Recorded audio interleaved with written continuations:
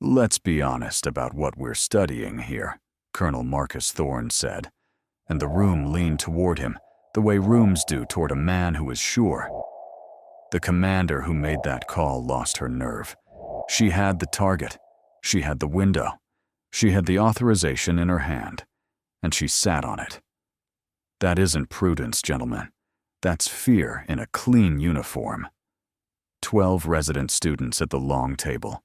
Army service uniforms, dark and pressed, name tapes squared. A wall screen glowing over them with a map 15 years old.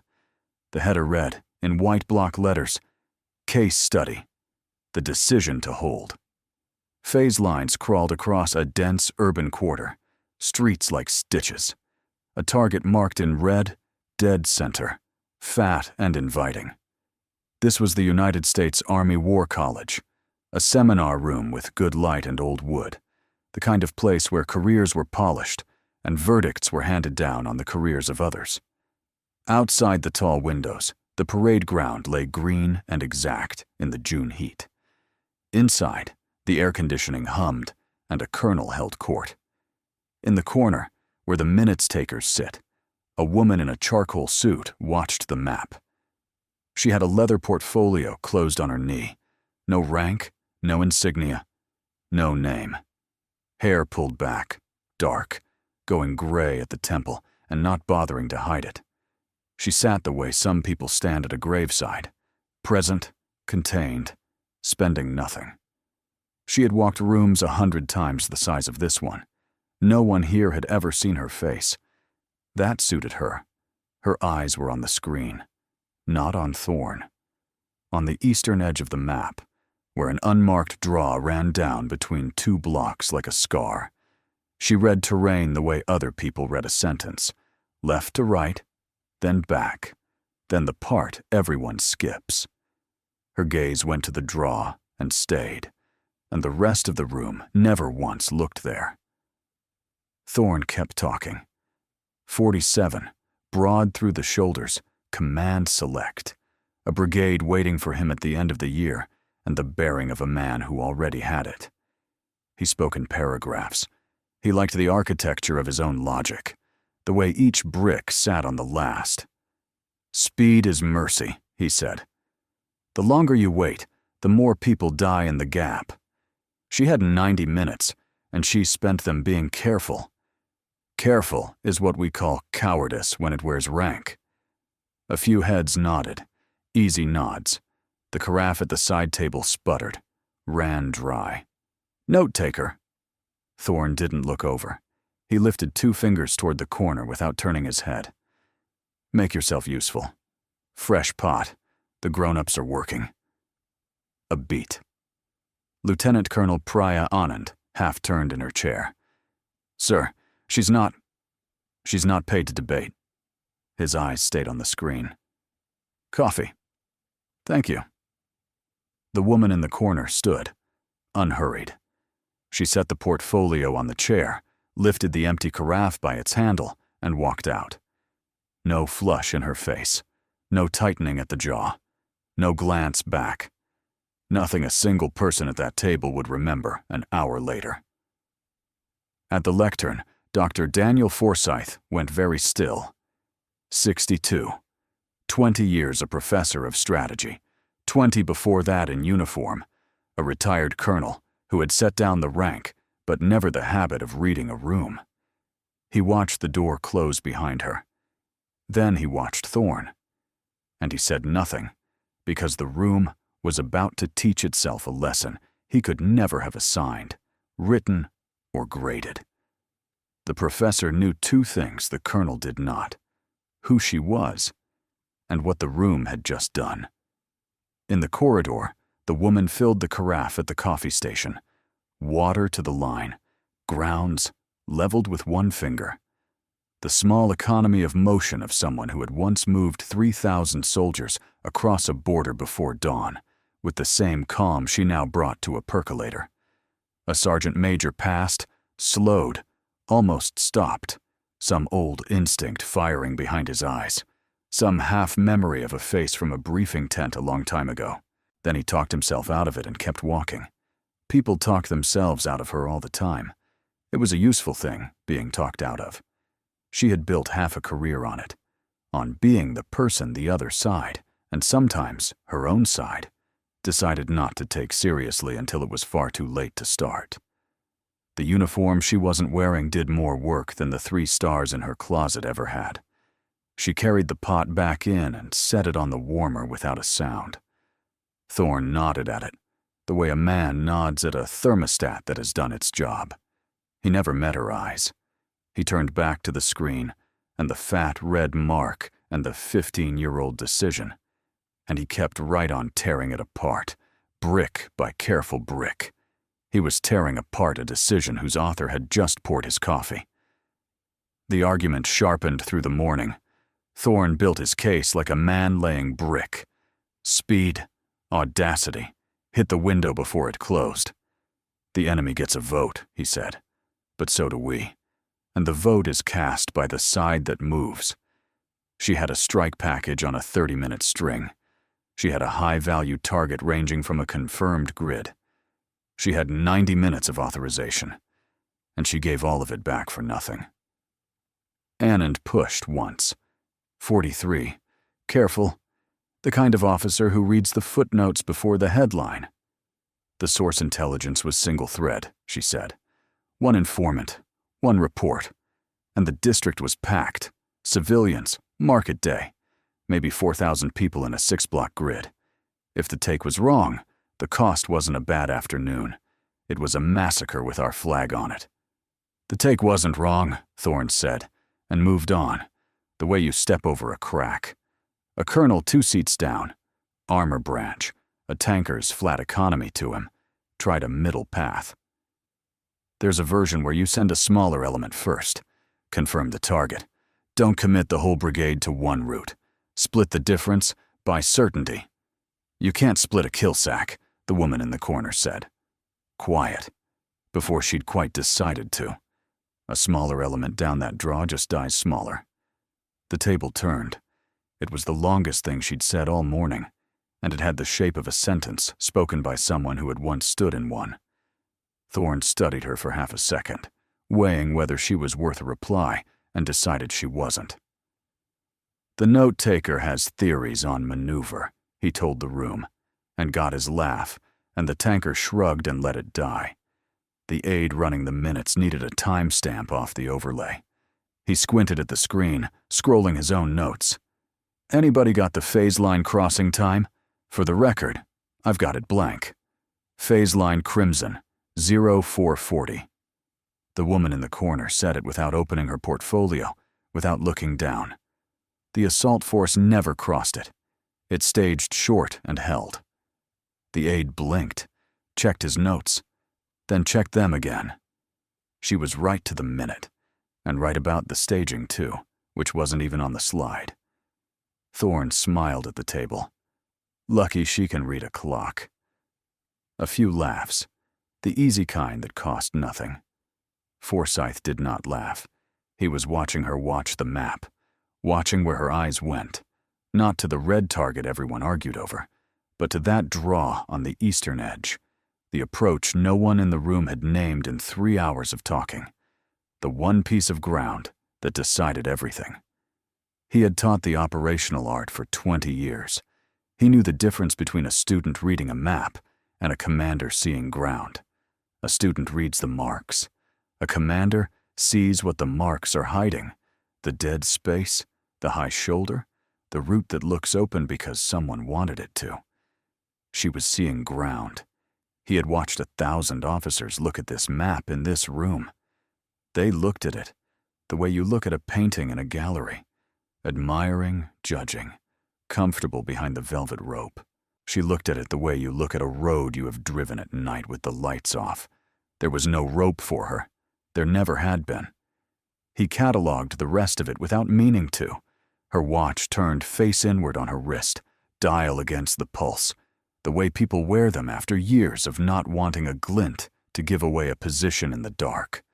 The way she sat, squared to the screen and not to the speaker, body oriented to the problem, not the personality. The stillness, the economy. The complete absence of the small fidgets that fill a person who has something to prove. She had nothing to prove. He could see that from the lectern like a color. There was one more thing, and it was the thing that decided him. When Thorne had said the words, "fear" in a clean uniform, every other officer in the room had glanced for an instant at the slide, at the abstraction, the commander who was only a header and a date. She had not looked at the slide. She had looked, for 1/4 second, at the floor just in front of her chair, the specific middle distance of a person seeing a face. Then she had come back. You do not grieve an abstraction. He filed that too. Small things, the kind a man like Thorne would never notice, and a man like Forsyth could not stop noticing. He almost spoke. He had the sentence ready, sitting on his tongue, polished. One introduction, and the whole misunderstanding would fold. He let the seminar run. Instead, he wrote a single line on his legal pad, in pen, and turned the pad face down on the lectern. One name. He showed it to no one. He weighted it under his coffee cup so it would not turn over on its own. The room argued on, certain to a man that it was judging a stranger. By mid-morning, the joke had set like concrete. Thorne had started aiming his asides at the corner. "Maybe she'll put that in the minutes," he'd say, after a line he liked. And the cohort would chuckle, because chuckling was easier than disagreeing with the colonel who would soon command a brigade, and might, someday, sit on a board that decided their own futures. The joke didn't need her to play along. It only needed her to be there, quiet and convenient. Anand stopped chuckling around the third one. By the fifth, she had stopped looking at Thorne at all. The woman in the corner gave them nothing to push against. She was asked nothing of substance and offered nothing. But 3 times that morning, when a flat question of fact hung in the air with no taker, she answered it. One word. A unit designation no contractor would carry in her head. A rules of engagement reference, cited plain, the paragraph number exact. The name of a brigade that had been on the eastern flank that year, gone now, folded into history. Thorne filed it as a know-it-all clerk who had read too much of the very document she was minuting. He did not stop to ask how a contract note-taker carried the standing rules of engagement for a theater 15 years closed. "You're a student of the period," he said to her once, not as a question, faintly amused. "It shows. Just remember the difference between reading about the room and being in it." "I'll remember," she said. 2 words. He took them for deference. They were not. Anand watched the exchange and felt something she could not yet name, the wrongness of a small bird being lectured on flight by a man who had only ever read a book about wings. She had no words for it. She knew only that the woman in the corner answered every question precisely, never more than asked, and that precision under that much condescension was not the habit of a clerk. It was discipline. She had seen it in exactly one place before, in the most senior officers she had ever served under, the ones who had stopped needing to be the loudest voice in any room a long time ago. She almost said something. The moment passed. She would regret for a while that it did. Forsyth tried once to widen the thing. Gently, he stepped off his own lectern and came around to the table, hands open. "Before we sentence the commander," he said, "did anyone model the other branch? Not the raid that works. We've spent 3 hours on the raid that works. The raid that walks into something. Run me the cost if the intelligence is wrong." "The intelligence wasn't wrong, Professor." Thorne said it kindly. The way you correct a man you've decided is past his sharpest years. And commanders who need certainty before they move shouldn't be trusted with the lives of people who do. The woman's eyes flicked to Forsyth. One beat. A whole conversation passed across it. Recognition, patience, something almost like apology for what the room was doing to itself. Then back to the map. Back to the draw. Forsyth felt the apology in it, and it nearly undid him. She was sorry. Not for herself. She was long past needing anything from this room. But for them. For the young colonels building a verdict on the foundation of their own certainty, who would carry that habit out of this building and into command of real soldiers. She was letting them do it, because the correction, when it finally came, would be the only kind that ever holds, the kind a person hands himself. He had spent his whole life trying to teach that, and had never once managed it. She was about to do it without saying a word. The cohort hardened around the verdict the way water hardens around a stone. The commander failed. She froze. She wasted a window and called it wisdom. 12 colonels, comfortable in their certainty, were convicting a woman in absentia. She was not in absentia. She was stacking their cups. They broke for lunch laughing at a joke about the note-taker's minutes. Chairs scraped the old floor. The room emptied toward the dining hall in a knot of dark uniforms and good moods, and Thorne went out the center of it like a man leaving a stage. The woman gathered the cups, squared them on the tray, wiped the ring of coffee Thorne had left on the wood. If you have ever watched a room talk down to the one person in it who had actually done the thing they were all debating, if you have ever been the quietest person at the table because you had nothing left to prove to anyone in it, then you already understand why this story is worth your patience. Subscribe to Honor Tales. On this channel, the quiet one in the corner is never the one to underestimate. Stay with her. It is almost time. She set the tray by the door and went back to her chair and waited for the afternoon, the way she had once waited out things far worse than a colonel with a clean uniform and a loud, certain mouth. After lunch, the dismissal went bureaucratic. Thorne caught Forsyth and the seminar's administrative sergeant near the door, voice low and reasonable, a man making a sensible suggestion among professionals. "Professor," a thought. "The afternoon block touches the classified annex. The rapporteur doesn't have the read on, and frankly, she's a distraction. Let's excuse her for the rest of the day. Cleaner for everybody. No reflection on her." It sounded right. That was the trouble with it. It even was right on its face. You do not keep an uncleared observer in a discussion that brushes a classified annex. The machine of the institution began, quietly, to turn in his favor. No lie, no forged paper, no malice you could point at. Just procedure, leaning the way the loudest man in the room pushed it. The sergeant, not knowing better, opened a notebook and started to draft a line. Reseat the contract note-taker at the back, or excuse her for the block. He had a form for it. The form did not have a place to ask who she was. 2 of the other students shifted in their chairs. One of them, an engineer colonel near the end of the table, frowned at the whole maneuver. Not because he knew anything, but because something in it scraped against his sense of how you treat a person who cannot push back. He opened his mouth. Then he looked at Thorne, at the Command Select tab on the shoulder of a man who would outrank his own future, and he closed it again. Easier. Cleaner.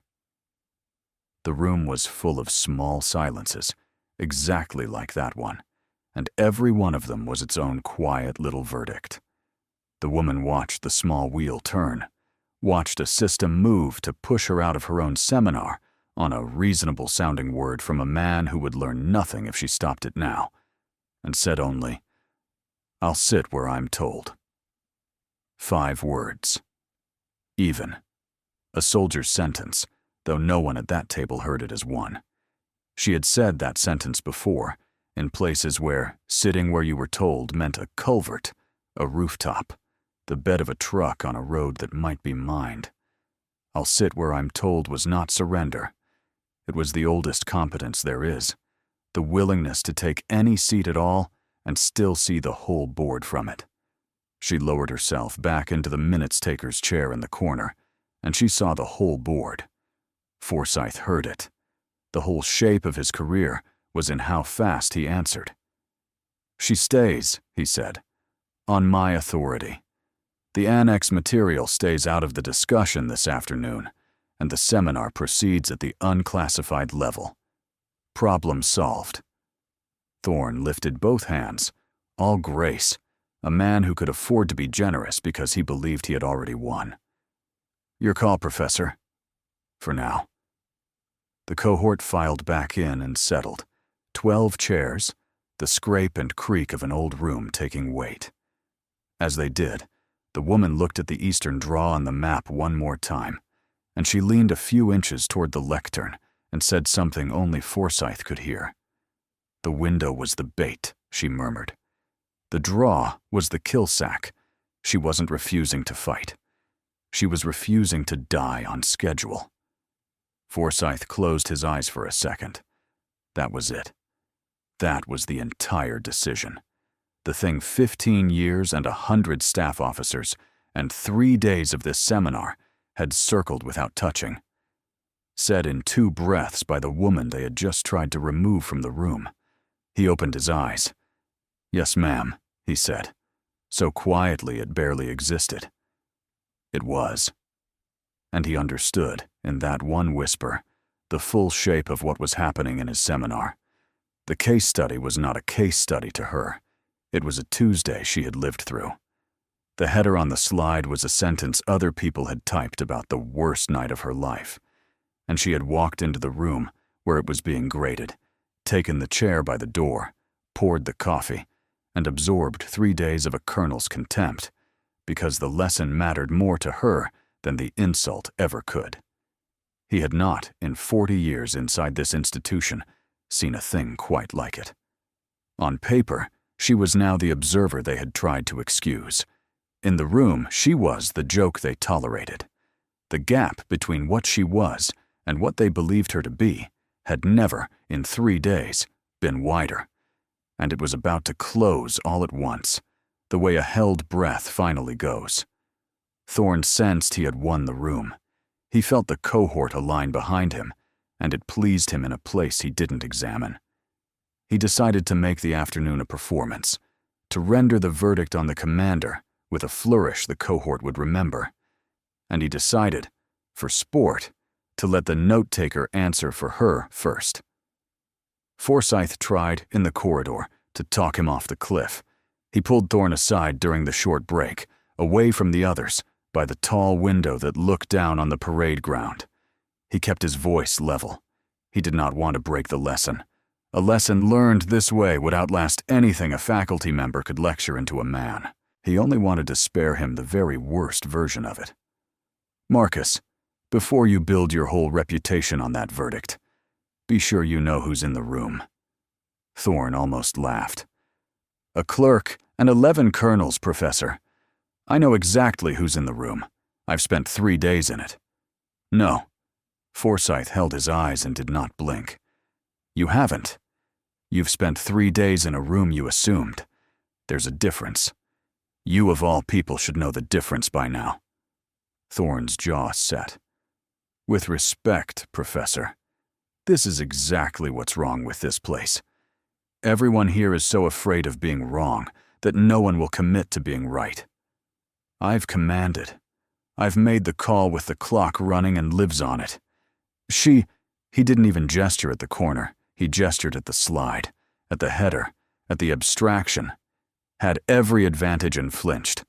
I'm not going to pretend otherwise to spare anyone's feelings. I'm not asking you to spare a feeling, Forsyth said. I'm asking you to consider that the most decisive thing a commander ever does might be the very thing that looks, from a safe chair, like flinching. That is the whole lesson, Marcus. It is the only lesson, and you are about to fail it in front of witnesses. Then I'll fail it, Thorne said, and smiled, certain, warm in his certain room. For a moment, something moved behind Thorne's certainty, a draft under a closed door, a cold breath of doubt. He felt it. Then he closed the door on it, because certainty is a warm room, and doubt is the cold hall outside, and men like Thorne do not willingly step into the hall. He read Forsyth's warning as an old man hedging. the faculty reflex to protect a feeling, to keep the seminar polite. He even sharpened his plan around it. He would invite the note-taker to defend the commander in front of everyone. He would let her flounder through it. And then he would land his point with the whole cohort watching her come up short. Proof, in front of witnesses, that the people who second-guess decisive commanders are exactly the people who have never had to make a decision. "I appreciate the concern," he said, and meant the opposite, and walked back in. Down the hall by the window, the woman stood alone. She watched the parade ground below, cadets and students moving in formation, small and exact at this distance, the geometry of an institution that had outlived every single person ever sure they were its smartest occupant. Her watch sat face inward on her wrist. Her hands hung still at her sides, the stillness of a person who had learned, at great cost, that motion is not the same thing as progress. She could have ended it 3 days ago. One sentence on the first morning, a name, a rank, and the whole misunderstanding would have folded itself away, and the cohort would have spent 3 polite days agreeing with her. She had chosen not to. The lesson the room was about to learn was worth more than her comfort, and her comfort had stopped being the point a long time before any of these men had pinned on a gold leaf. Patience had not failed her in 34 years of service. It would not start today in an air-conditioned room over a pot of coffee. She thought for a moment of the young sergeant from the rollover, of the letter she had written his mother, and the second letter years later, when he was finally well enough to read one himself.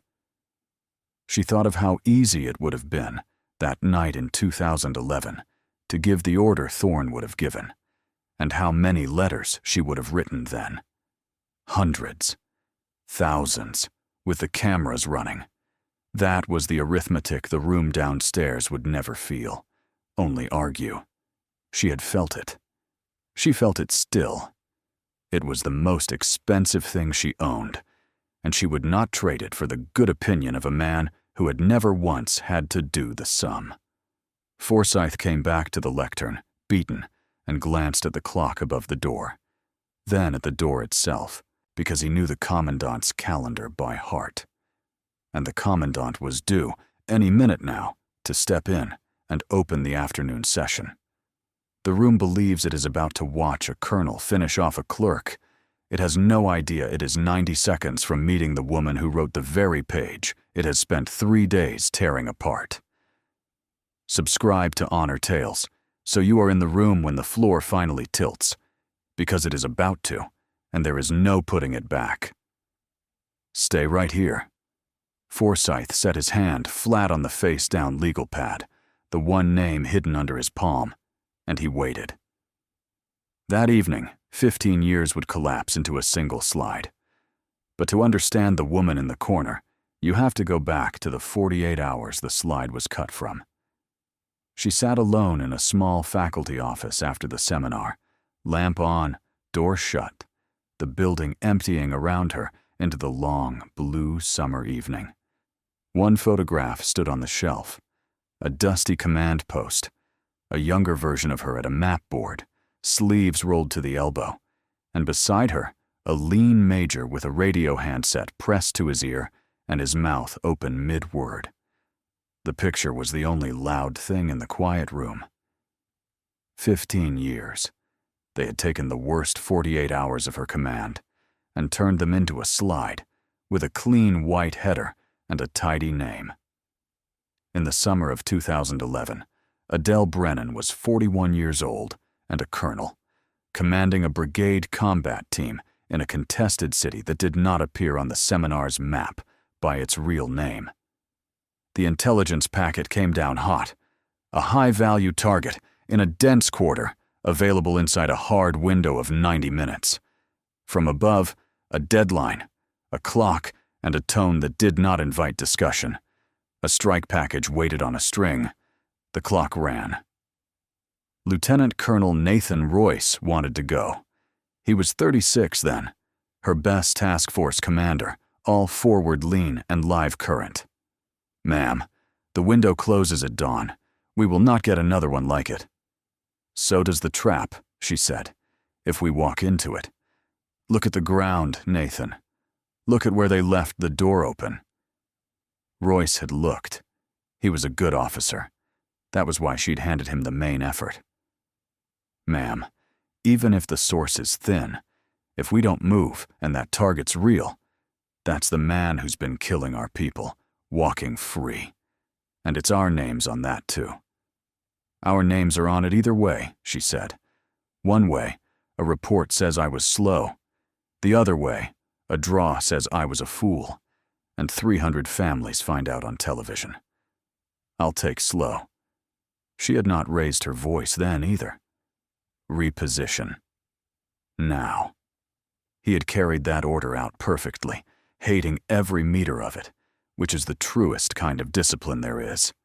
15 years later, Royce was a brigadier general himself, and he opened every one of his own commander's intent briefs with a single sentence the staff never fully understood. Take slow, because she had read the ground, the same way she would read a seminar overlay 15 years later from a chair in the corner. The window was real, and it was perfect, and perfect was the tell. One informant, one report, uncorroborated, one route and that looked clean and open. An eastern draw between 2 blocks that funneled an assault force into a corridor with high ground on both shoulders and no cover in between. A kill sack dressed up as an opportunity. Market day in the quarter, 4,000 civilians under those windows. Cameras a single phone call away. She held.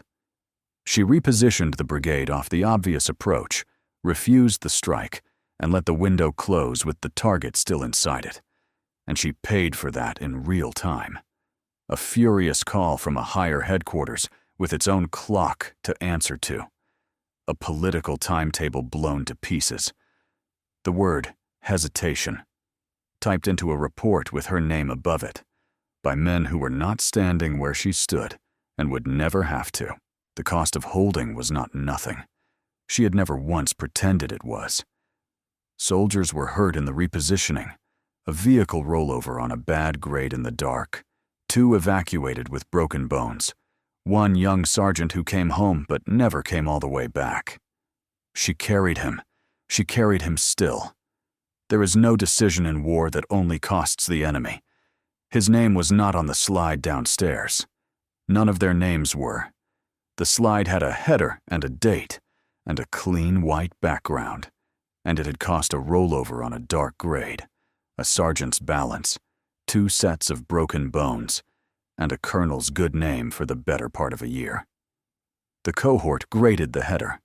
She had paid the invoice, in full, and kept the receipt where no staff college would ever ask to see it. But the catastrophe did not happen. The brigade did not bleed in that draw in front of the world. And weeks later, the rest of it came out, piece by piece. The informant was a plant. The packet was bait. The whole shimmering window engineered to draw an American brigade down that corridor and destroy it on camera for an audience of millions. The restraint that had looked like fear was judgment. The hesitation had been the single most decisive act of her career, the discipline to not. There was no ceremony for the thing that didn't happen, no medal struck for the massacre avoided. The chapter closed quietly, the after-action filed in a drawer, and somewhere in the years that followed, a staff college pulled it out, sanded it down, and made it into a teaching case with a clean name on the header. She turned off the lamp. Tomorrow, the cohort would render its verdict on her. She would let them, right up until the moment the institution itself decided otherwise. The afternoon session opened with Thorne center stage. "Since our note-taker has been so attentive these 3 days," he said, turning at last toward the corner with a showman's open hand. "Let's give her the floor. Go on. Defend the commander. Tell the room, in your own words, why sitting on her hands was leadership." The cohort smirked, settling in, ready for the entertainment of it. Anand went rigid in her seat, one hand flat on the table, as if to push back from what was coming. The woman in the corner set down her pen, carefully, squared it against the edge of her closed portfolio. She stood. She did not hurry. And for the first time in 3 days, she looked directly at Marcus Thorne. Full on, level, unhurried. The way you look at a piece of terrain you have already walked in the dark and know better than the man standing on it. And for the first time, something almost like a smile touched the corner of her mouth. Not warm, not cruel. The faint, dangerous patience of a person about to be understood completely and in no hurry to rush it.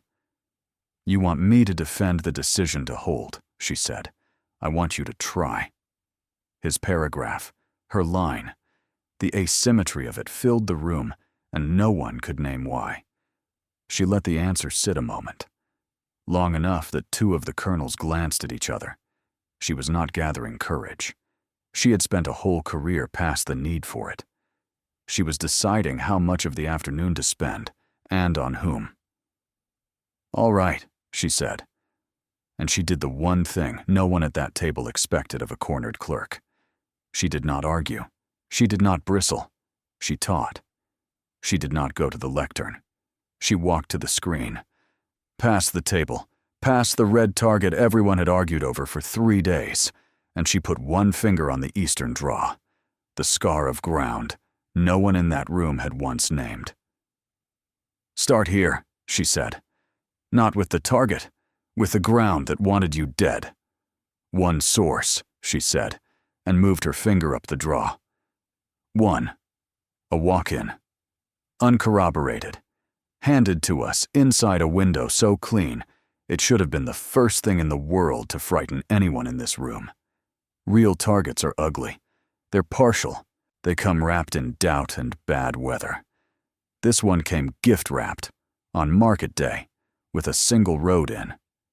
Her finger traced the corridor between the 2 blocks, slow. "High ground here. High ground here. No cover for 200 meters in between. You put a company down that draw to confirm a target you cannot confirm, and the cameras are already racked on the rooftops. And you don't lose a raid, Colonel. You lose a brigade, live on the evening news, and you hand the other side the finest recruiting film of the decade." She turned and faced the table, and her voice never once climbed. "Audacity is cheap. Everyone in this room has it. It's why you're all in this room. The window was real. The trap behind the window was more real. And the only weapon I had against it was the willingness to be called a coward in a report I would have to sign with my own hand. A beat. I signed it. I'd sign it again tonight. That was the 30 seconds. It undid 3 days of certainty the way a single match undoes a dark room." The laughter died somewhere in the middle of her first sentence. By the last one, no one in the room was breathing loudly.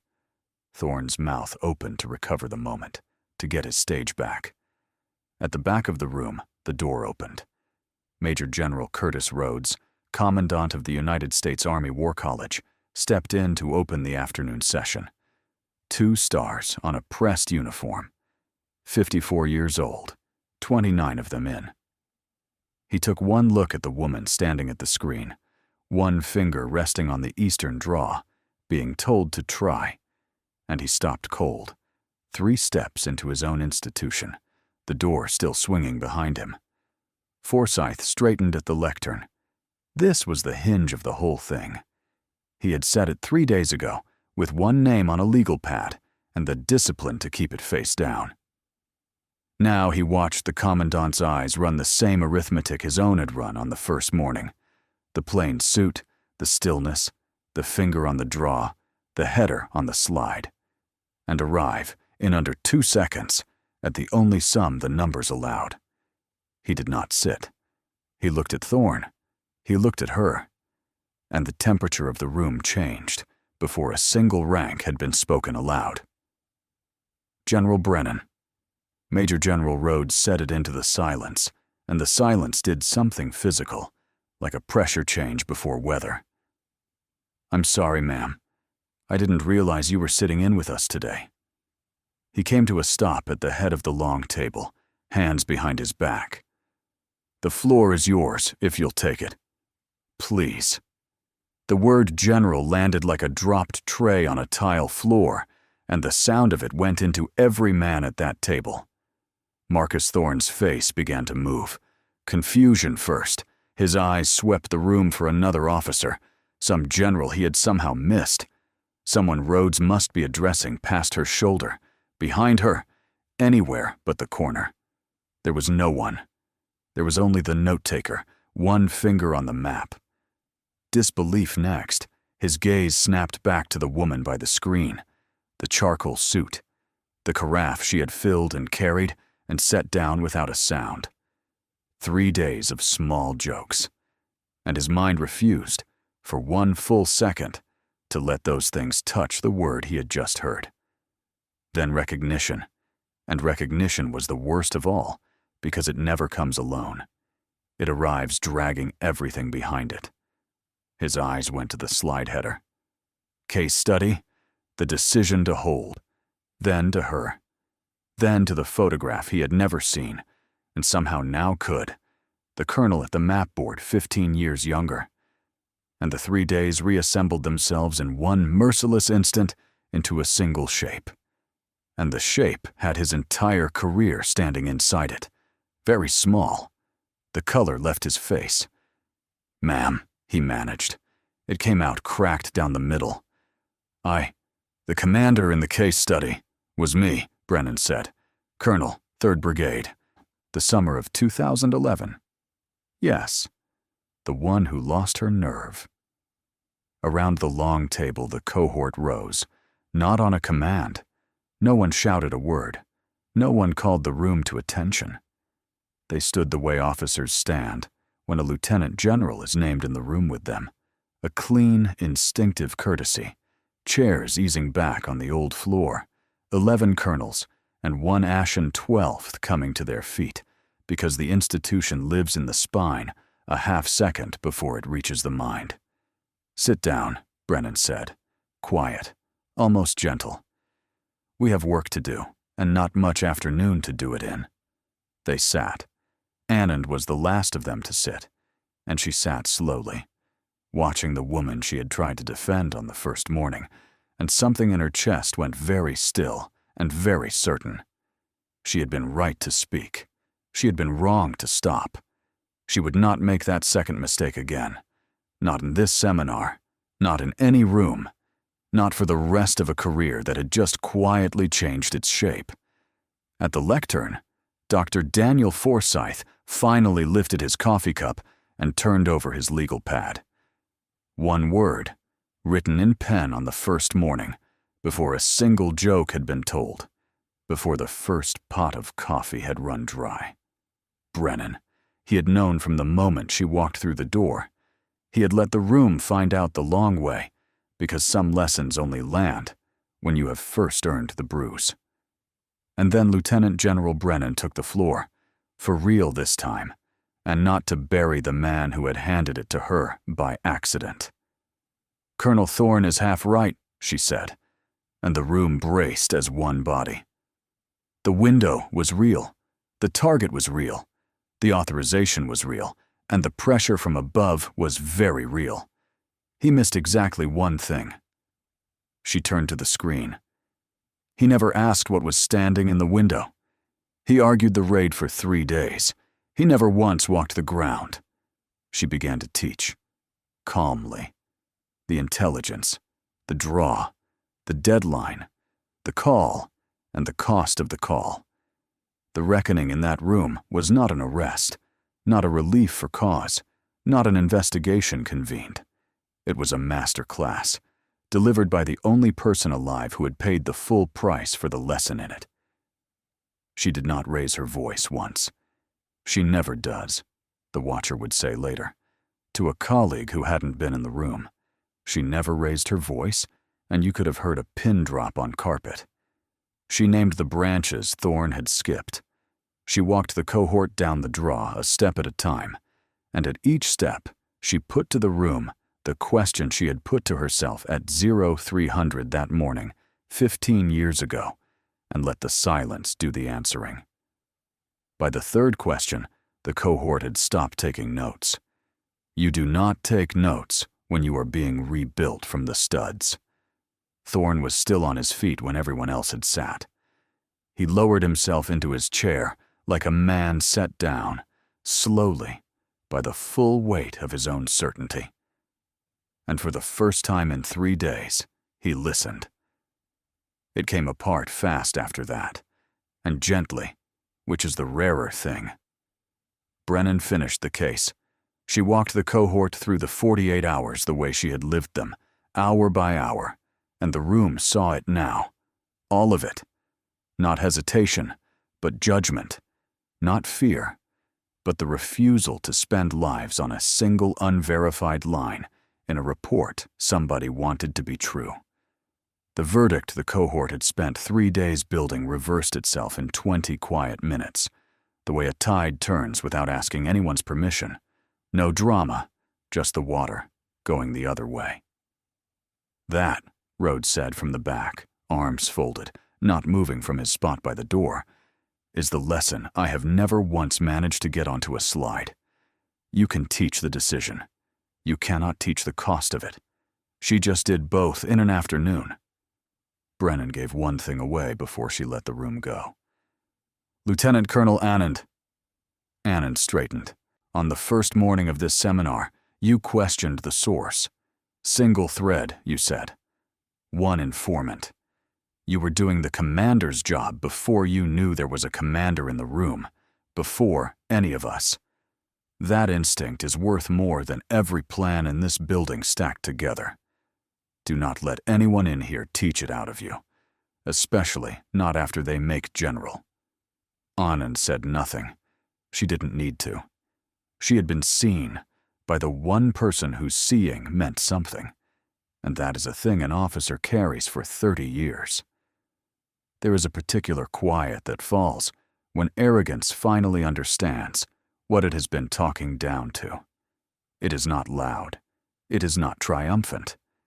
It is the sound of a grown man rebuilding himself in real time, in front of people, with nowhere to hide. If this story has reached something in you, if you have ever been the one in the corner, or wished you had spoken up for the one who was, subscribe to Honor Tales and stay for the ones still to come. The quiet ones always have more to say than the room expects. End of day. The cohort gone. The light in the long room going gold and low across the old wood. A knock at her office door. Marcus Thorne, braced in the frame like a man come to be destroyed and entirely ready for it, standing the way you stand for a sentence. Ma'am, I owe you an apology I don't have words big enough for. There's no version of the last 3 days I can... You owe me a better question than the one you spent 3 days asking. She did not look up from the folder she was closing. Then she did. Sit down, Colonel. He sat. She did not relieve him. She did not write him up. She did not so much as breathe on the brigade waiting for him at the end of the year. She told him instead that he was staying in her seminar, every session, and that the discipline to listen before he was certain was the only thing standing between him and a formation full of soldiers who would one day pay the full difference for whatever their commander hadn't bothered to learn in a safe room with good light. Audacity, I can teach you in a week, she said. Any fool can charge. Humility took me a war and a draw full of ground I still walk in my sleep. You have time. Start now. That's an order. And it's also the only favor anyone in this building will ever do you. Thorne stood, squared himself away, and left a better officer than the one who had walked in.